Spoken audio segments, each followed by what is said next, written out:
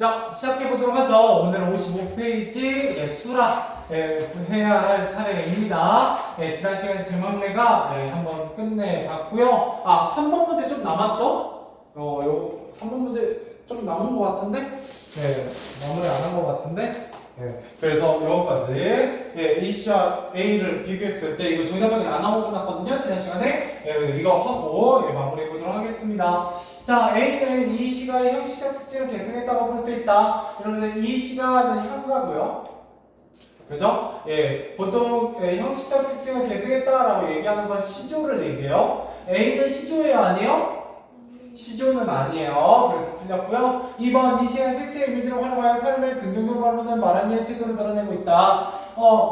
긍정적인 태도는 맞아요. A가 긍정적인 태도죠. 그리고 이 시간도 뭐 나쁘진 않네. 향가인 제막배가인 색채 이미지 있다 없다?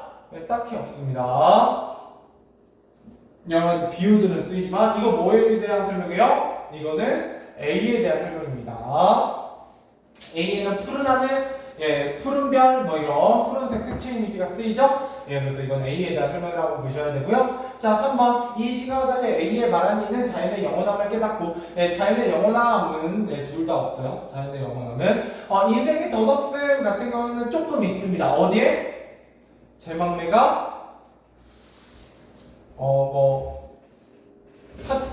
파트 2의 두 번째 파트에 좀 있다라고 볼 수 있어요. 인생무사. 자, 네 번째. A와 달리 이 시가의 말한 이는 자신의 초월적인 세계로 이끌어져 신적 존재와 마주하길. 신적 존재와 마주하기를 소망하고 있는 게 아니죠. 누구와 마주하기를?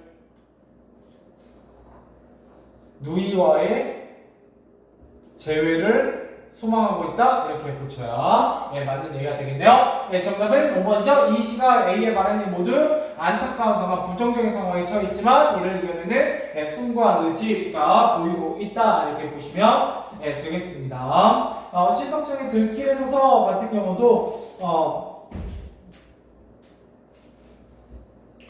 안타까운 상황이 드러나지는 잘 않아요. 뭐밖에 없냐면 뼈에 저리도록 생활은 슬퍼도 좋다. 지금 내 생활이 좋지 않다라는 걸 드러내고는 있습니다만 정확한 상황은 안 나오지만 저 정도로도 충분히 5번이 정답으로 가능할 것 같네요. 자, 넘어가 보도록 하겠습니다. 이제 진짜 수라 가보도록 하겠습니다. 자, 수라라는 작품도 여러분들 제목이 꽤나 중요한 문학 작품입니다. 이때 수라 뭐예요? 수라가 여기에 써있죠? 아수라입니다. 여러분 아수라벽작 할 때 그 아수라보다는 아수라작이라고 할 때 아수라를 떠올려 보시면 좋아요. 이때 아수라 할 때 수라도 불교 용어입니다. 그래서 싸움 따위로 혼잡하고 어지러운 상태에 빠진 곳이나 그러한 상태를 말한다. 바로 어디가 아수라예요? 지옥이 아수라예요. 불교에서 말하는 지옥, 그게 바로 수라입니다.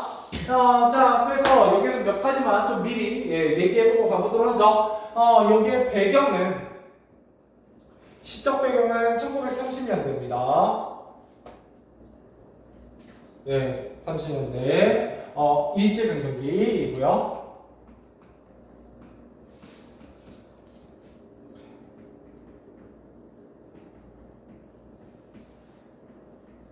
가족 공동체 및 민족의 해체가 반영되어 있어요. 1930년대 많은 사람들이 어디로 떠나냐면 만주로 떠나거든요. 그래서 가족들이 뿔뿔이 흩어지거나 우리 민족이 뿔뿔이 흩어지는 그런 이야기가 이 시 속에 녹아있다라는 배경지식 알고 접근하시면 좋아요.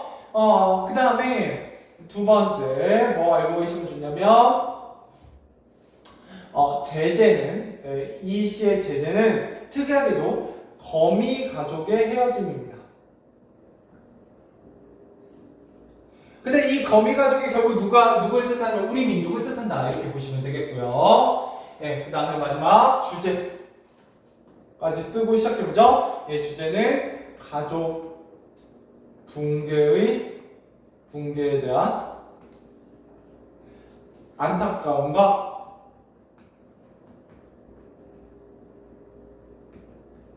예, 가족에 대한 그림입니다.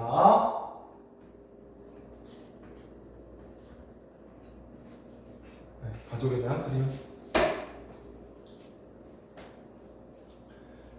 이렇게 보시면 돼요. 예, 가족 붕괴에 대한 안타까움과 가족에 대한 그림. 됐죠? 예, 그래서 학습 포인트는 거미 가족에 대해 말한 이의 행동과 정서입니다. 예, 그 정서는 안타까움 같은 걸 내포하고 있어요. 예, 저 가족을 보니까 예, 헤어진 우리 가족이 떠올라 뭐 이 정도로 받아들이시면 되겠고요. 예, 제목의 의미가 말한 이의 소망입니다. 예, 제목의 의미는 지금 이 현실 1930년대 일제강점기가 어떻다 아수라장이다 라고 얘기하고 있는 거고요. 예, 소망은 뭐다? 가족들을 다시 만나고 싶어. 예, 그 가족이 다시 결합했으면 좋겠어 라고 얘기하는 내용의 시입니다. 근데 그런 내용을 살펴볼 수 있는지, 여러분 발견할 수 있는지 한번 잘 보세요. 이 시 굉장히 어렵습니다. 자, 가보죠. 거미 새끼 하나 방바닥에 내린 것을 나는 아무 생각 없이 입니다. 자, 첫 번째 말한 이의 정서입니다.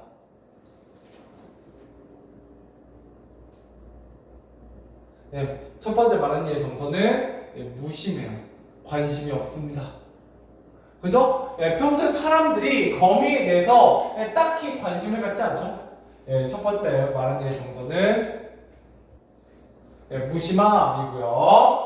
자, 나는 마른이가 겉으로 드러나죠?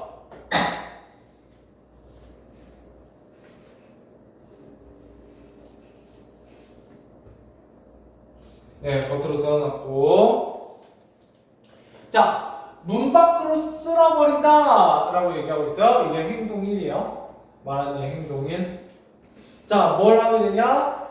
거미 가족을 헤어지게 만드는 계기.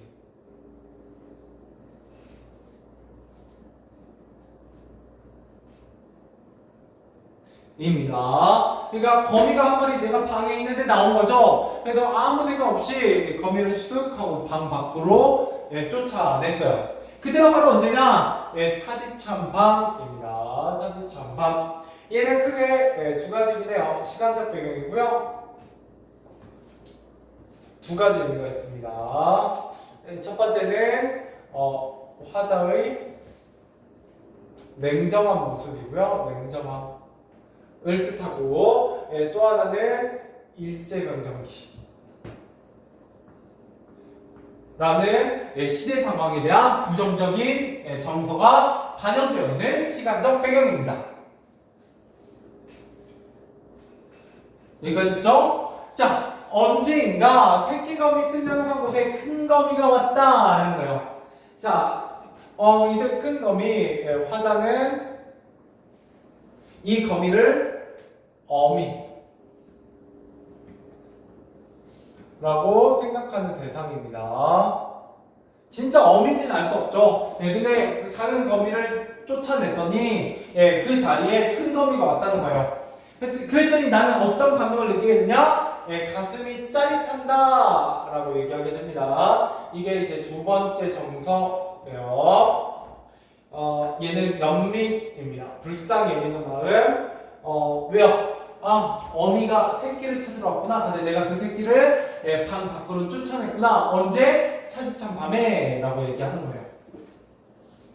자, 그랬더니 나는 또 큰 거미를 쓸어 문 밖으로 버렸어요. 사이코패스가 아니라 새끼를 만나라고 밖으로 보낸 겁니다. 자, 그래서 나는 또 큰 거미를 쓸어 문 밖으로 버리며, 그죠? 새끼 있는 대로 가라고 해서 문 밖으로 쓸어버린 겁니다. 이거는 나의 자비, 연민, 어떤 동정 이런 것들을 보여주는 정서적 요소죠. 자, 그러면서 나는 뭐 어떻게 생각하냐면 서러워한다라고 세 번째 정서를 느끼게 됩니다. 서러움. 엄마 불쌍해. 그죠? 새끼 얼른 만나렴 하고 이제 문 밖으로 했죠.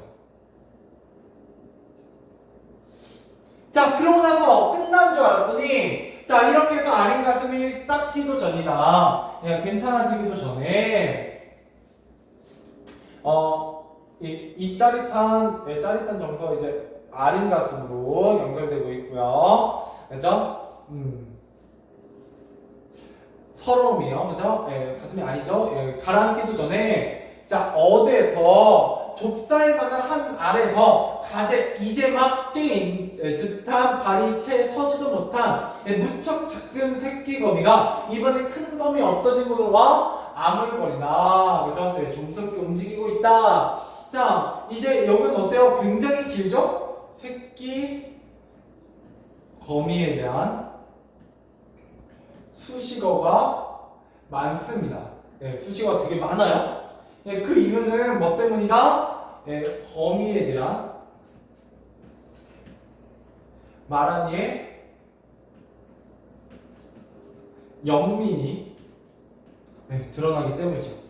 연민이 커져 있기 때문입니다. 그러니까 처음에 거미는 수식어가 없어요. 거미 새끼 하나 하고 끝났거든요. 예, 그런데 갑자기 두 번째는 이제 두 번째도 큰 거미 하고 말았어요. 근데 세 번째는 이 새끼 거미는 어떻다는 거예요? 굉장히 내가 관심 있게 바라보고 있는 대상이라는 걸 수식어를 많이 붙임으로써 드러내고 있습니다. 자, 그러고 나서 나는 가슴이 메이는 듯하다. 여기 이렇게 붙여보시고요. 이게 바로 네 번째 정서죠. 그러니까 의도치 않게 사이코패스가 됐어요. 예, 그죠? 온 가족을 지금 밖에 쫓아내고 새끼 거미를 혼자 어미 없는 거미로 만들었죠. 이거에 대한 미안함과 안타까움을 느낍니다.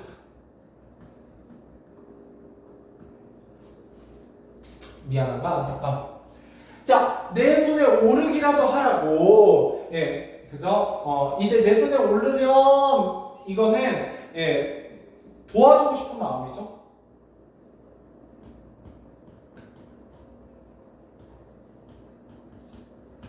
연민과 동정 도와주고 싶은 마음.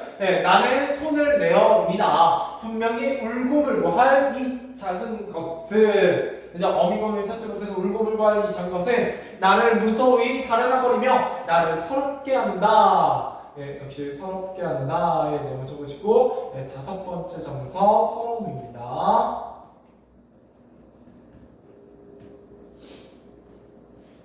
그래서 나는 이 작은 것을 고이 부드러운 종이에 받아 또 문 밖으로 버리며 결국은 문 밖으로 버리고 있어요. 이때 문밖이라는 거 중요합니다. 이때 문밖은 춥고 위험해요. 아까 차디찬 말입니까? 춥고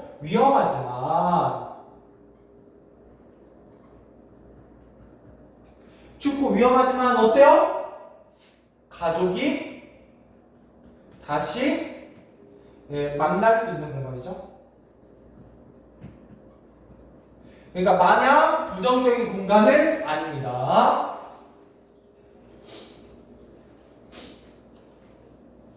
자, 이것의 엄마와 누나나 형이 가까이 이것에 걱정을 하며 있다가 쉬 만나기나 했으면 좋으련만 하고 슬퍼한다. 슬퍼한다. 내용 적으시고 역시 여섯 번째 정서 슬픔이고요.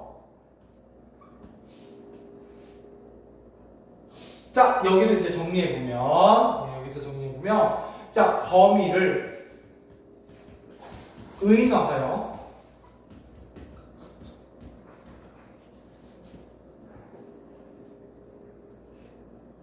(1930년대)인 창작 당시 우리 민족의 현실을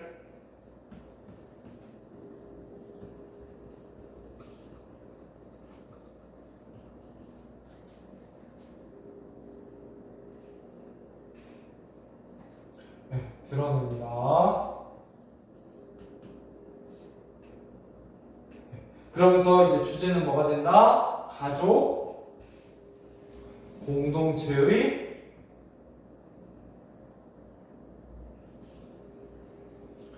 회복을 염원합니다. 회복, 염원.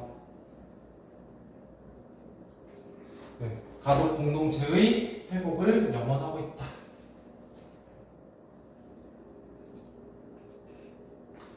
그러니까 이 거미가 우리 민족을 상징해요.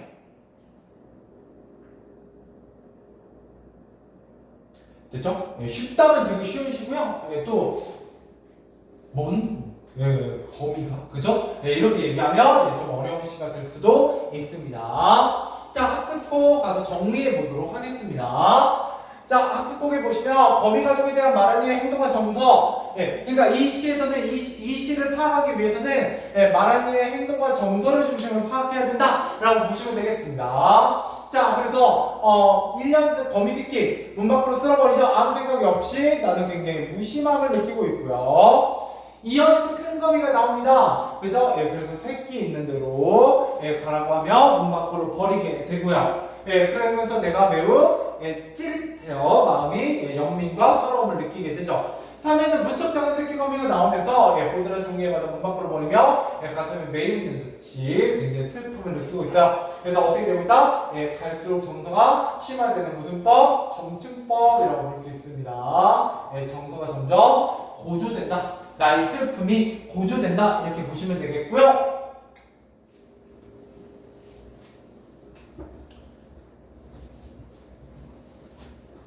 자, 제목의 의미와 마라니의 소망입니다. 수락. 일제강점기 당시 우리 민족은 거미 가족처럼 가족 공동체가 해체되는 비극을 겪고 있었다라는 거예요. 일제강점기 우리 가족 공동체 해체라는 사실을 이 시인은 거미와 우리 민족 사이의 이런 공통점을 바탕으로 그래서 거미 가족과 우리 민족의 상태가 모두 뭐와 같다?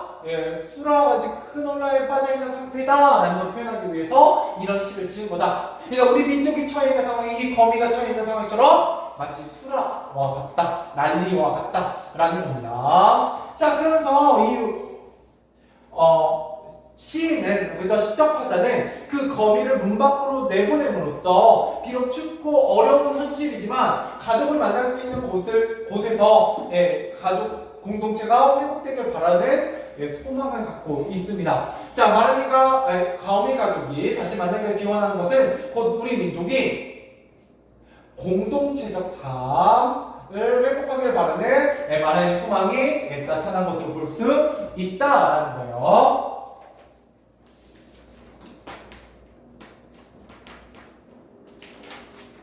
좋아요. 문제 풀어보죠. 1, 2, 3번 한번 풀어보시죠. 1, 2, 3번. 시간을 뭐 많이 안 드릴게요. 한 1분 정도만. 내가 풀어도 되는데 이거 문제가 몇 개 없어서.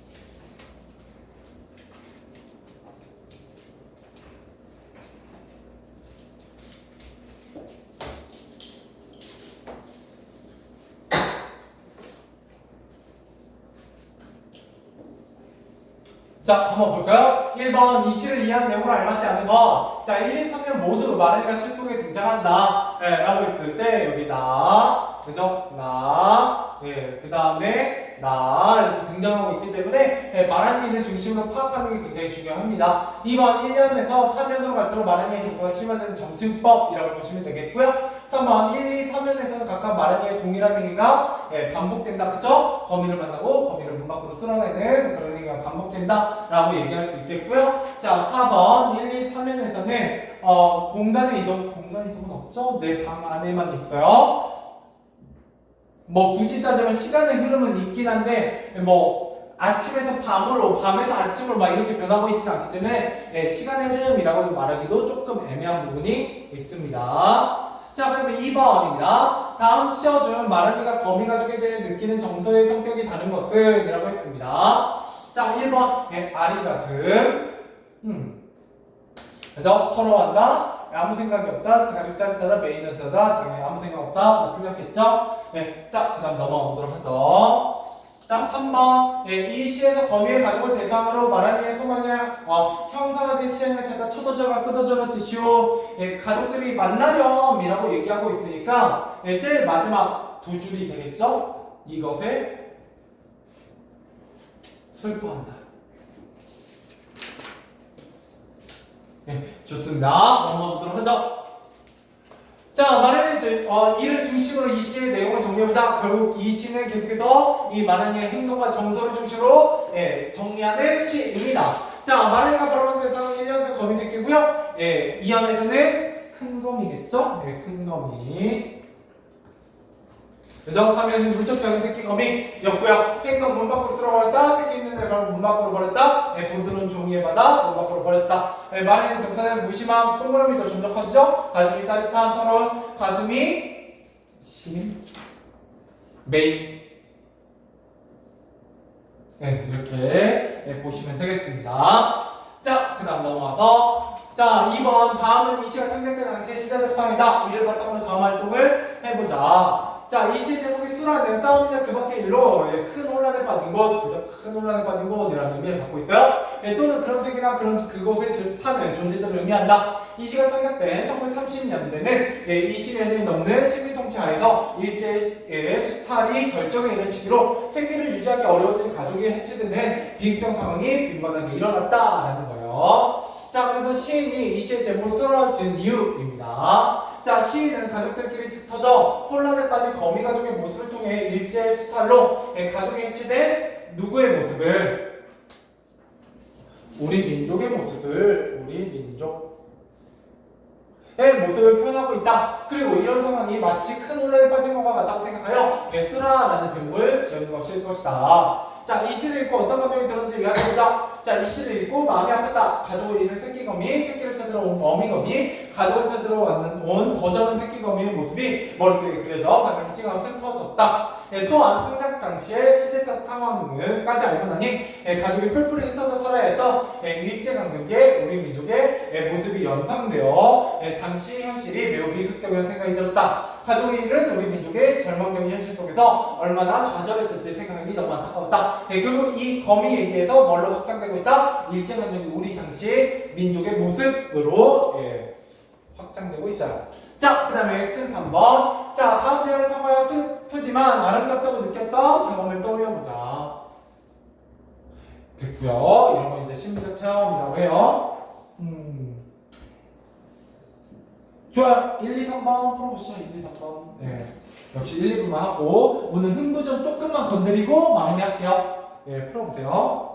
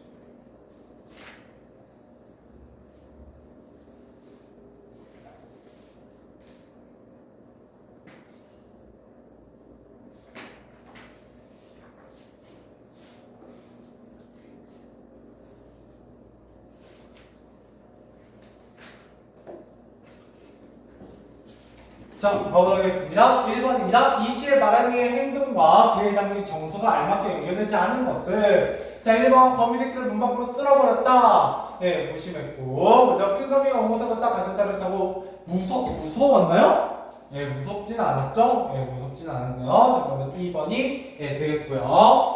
자, 2번 예, 수라의 의미를 보기와 같이 정리할 때 빈칸에 들어가 알려준 내용을 쓰시오. 자, 일제 강점기 수탈로 인해 예, 가족이 해체된 한국의 가족이 헤어진 예, 우리 민족의 모습 예, 이렇게 보시면 되겠죠? 우리 민족의 모습. 그죠? 자, 넘어가 보도록 하고요. 자, 3번 이 시에 대한 감정을 알맞지 않은 것. 이 시를 읽고 뿔뿔이 흩어져 차차차 밖으로 떠밀린 예, 거명하는 생각에 마음이 아팠어. 예, 뭐 나쁘지 않고요. 2번 밤이 채 새지도 못한 서지도 못한 새끼 거미가 어미를 찾으러 온 모습을 상당히 마음이 예, 찡하고요. 예, 마란이 역시 자신의 무심한 행동이 뜻하지 않아 빅을 낳은 것 같아 서러워하고 있고요. 그럼에도 마란이가 계속해서 거미들을 문 밖으로 버리는 행동은 잔인해. 아니죠. 예, 정답은 4번입니다. 가족들을 다시 만나길 바래서 예, 내보내는 게 되겠어요. 자, 그 다음에 적용학습. 이 적용학습은 영광점 같은 경우는 가끔 시험에 안 내기도 합니다만 예, 확실하진 않으니까 예, 가볍게 하고 지나가 보도록 하겠습니다. 여기서도 여러분들 가르치고자 하는 건 뭐냐라고 했을 때 판소리 소설에 대한 얘기를 좀 하고자 합니다. 판소리 소설. 판소리 소설이라는 건 조선 후기에 발생한 판소리가 원작이고요. 그 판소리가 소설로 정착된 예, 작품입니다. 그래서 굉장히 좀 큰 특징을 가지고 있고 판소리 소설은 기본적으로 풍자의 성격을 굉장히 많이 갖습니다. 예, 그래서 어떤 웃음을 통해서 뭐하고 있는 예, 비판을 하고 있는 예, 그런 작품이다 이렇게 보시면 되겠고요. 여기 흥분정에서도 놀부를 비판하고 있죠. 예, 우스꽝스럽게 그리기도 하고요. 자, 그 다음에 기본적으로 판소리 소설은 예, 고전 소설의 한 종류이기 때문에 좀 특이한 형태이긴 하지만 예, 전조작가 시점이라는 특징을 예, 가지게 되고요. 이 판소리 소설은 특히나 원래 이야기꾼이 와서 소리꾼이 와서 예, 판소리를 했었기 때문에 어떤 특징이 있냐, 이 전조작가 시점이면서 예, 편집자작 논평이라고 하는 서술자의 개입이 있습니다. 서술자의 개입. 네, 서술자의 개입이 있다 이렇게 보시면 되겠어요. 그래서 제재는 흥부의 선행과 놀부의 악행 뭐 이렇게 보시면 되겠고 예, 주제는 권상징아 얘도 고전 소설의 특징입니다. 이거랑 얘는 고전 소설의 특징이에요. 고전 소설의 특징. 판소리 소설의 특징은 아니고요. 예, 그다음에 인간모사사가 유교세적 생활감 뭐 이런 것들 되겠죠. 그다음에 해양미. 예, 해양미는 풍자나 해악에 쓰이면 해양미다 그냥 이렇게 알고 계시면 돼요. 고등학교 2학년 때 좀 더 자세하게 하겠지만 예, 지금은 여러분들 굳이 아실 필요는 없고요. 그 다음에 판소리의 특징이 남아있다라는 건데 판소리의 특징 몇 가지만 보죠. 첫 번째 운문과 산문이 섞여 있습니다. 예, 운문이라고 하면 노래입니다. 노래, 창. 예. 우리 가창 시험할 때 창이에요. 예, 원래 우리는 노래를 창이라고 했었어요. 창 부분과 원래 이야기를 들려주는 안익의 부분이 있거든요. 이 두 부분이 소설로 정착됐기 때문에 읽다 보면 뭔가 노래 같은 운율이 형성되는 예, 그런 부분이 있습니다. 그래서 운문적 요소와 산문적 요소가 섞여 있다라는 거고요. 두 번째 이중적 문체라고 얘기하는데요. 이중적 문체. 얘는 양반의 언어와 평민의 언어가 섞여 있습니다. 예, 그래서 굉장히 상스러운 평민의 말들이 나오기도 하지만 예, 동시에 굉장히 고급 어휘로 이루어져 있는 한자로 이루어지는 양반의 말도 많이 등장합니다. 그 이유는 뭐 때문이냐면 예,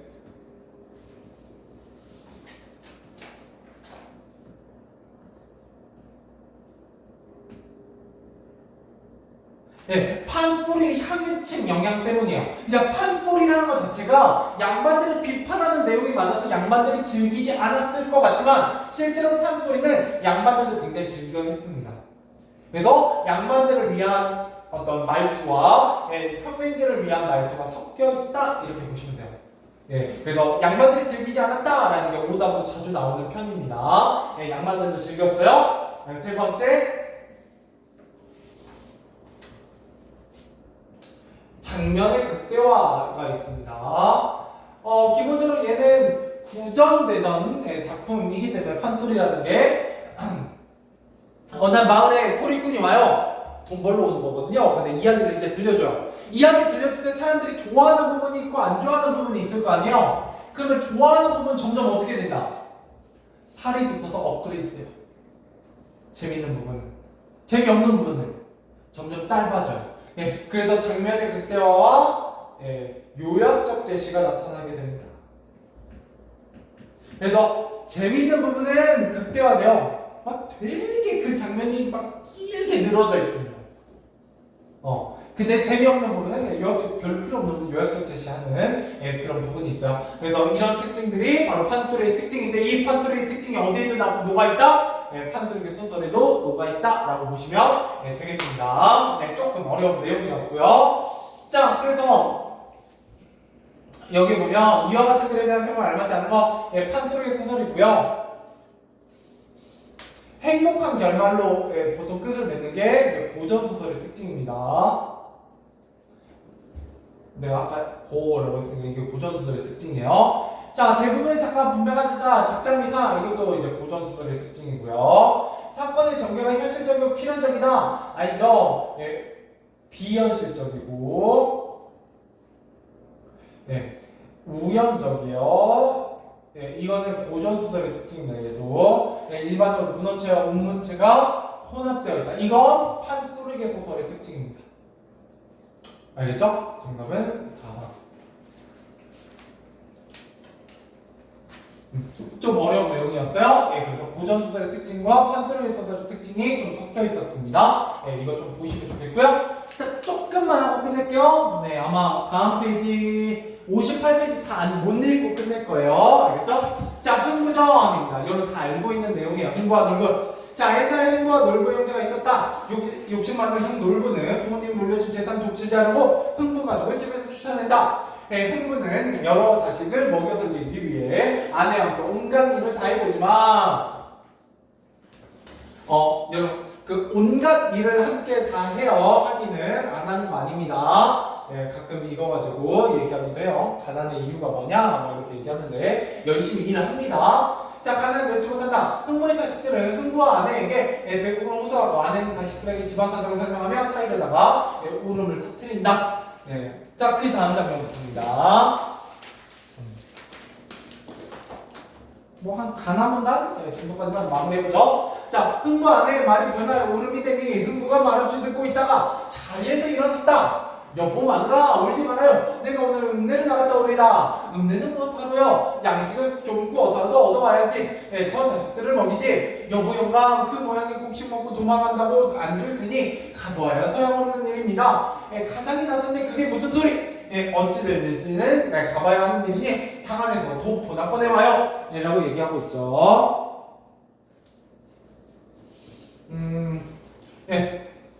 큰 소리 치고 있죠? 이런 걸 이제 허장성세라고 하고요. 허세. 자, 아이고 우리 집에 무슨 장이 있단 말이오. 어허, 닭장은 장이 아닌가? 말장난하고 있죠? 이게 언어 유희입니다. 그래서 이런 게 이제 해악이야. 웃음을 유발하면서 인물에 대한 동정과 연민을 불러일으키죠. 자, 그래서 언어유희라는 건 발음의 유사성이에요. 여러분 춘향전 때도 했었잖아요. 그죠? 넘어가봅시다. 자, 가서 내 것도 챙겨와요. 갓은 또 어디에 있단 말입니까? 뒷돌 굴 속에 가봐요. 세상에 갓을 어찌 굴 속에 두었단 말입니까? 그런 게 아니라 지난번 국산 뒤에 어느 친구한테 흰갓 하나를 얻었는데 원래 흰색 갓은 상당했을 때 쓰는 거예요. 제사 이런 거 할 때. 자, 우리 형편에 칠해 쓸 수도 없고 연기에 그을려 쓰려고 굴뚝 속에 넣어둔 지 벌써 오래요. 이런 얘기하고 있죠. 이런 것도 이제 곤궁한 흥부의 형편을 드러내고요. 이런 과장법을 통해서 해양미가 드러납니다. 웃음을 유발하고 있어요. 좋아요. 남은 단까지만 하고 마무리하죠 오늘. 짝나무단입니다. 자, 흥부가 그렇게 의관을 갖추는데 모양이 볼만했다. 헛만번을 끝났을 때 물레줄로 줄을 서고 박조각으로 관자 달아서 상투를 베어 쓰고 갓대 떨어진 빠림은 노끈을 총총 메어 각근선을 달아 쓰고 다 떨어진 고의적삼 살점이 울긋불긋 발바닥은 뻥 뚫리고 복만 나면 헛벗어내 힘때림이 희한하다. 약간 느낌 안 오세요? 예, 잘 보시면 헛멍건을 꺼냈을 때 물레줄로 줄을 삼고 박조각으로 관자 달아서 상투를 메어 쓰고 어때요? 보통 세 글자에서 다섯 글자 사이죠? 예, 이게 우문문의 흔적이에요. 예, 이게 원래는 약간 노래의 느낌이 있었다는 거죠. 예, 그래서 읽다 보면 약간 저기가 있고요. 그 다음에 여기가 전체적으로 어떠냐면 근데 이거 볼게요. 자, 헐고헌 도포에 궁멍이 숭숭 12도만 이을띠 둘러 질끈 메고 한 손에다 곱돌 담뱃대 메고 들고 또 한 손에다가 떨어진 부채 들고 곧 죽어도 양반이라고 8팔자 걸음으로 어식어식 내려간다. 이게 바로 흥부의 외관을 묘사한 거죠. 근데 이 외관에서 어떻게 되어 있다고 굉장히 길게 되어 있죠. 왜? 이게 웃음을 유발하고 있거든요. 왜? 양반은 양반인데 양반답지 못하죠. 너무 가난하고 몰락한 양반의 모습을 조선 후기의 모습을 보여주고 있습니다. 오늘은 여기까지 하죠. 고생하셨어요.